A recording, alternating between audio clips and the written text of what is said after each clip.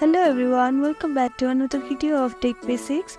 In this tutorial video, we are going to learn how to log in Volvo Finance. First step is to open your browser. Now click on the search bar and type in Volvo Finance login.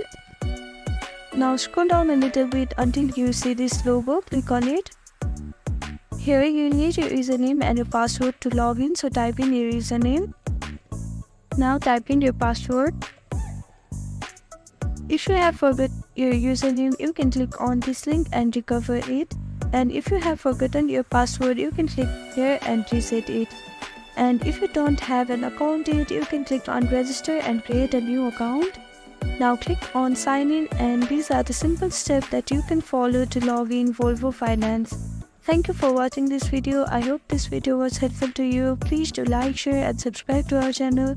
And don't forget to comment down below if you have any queries. Thank you.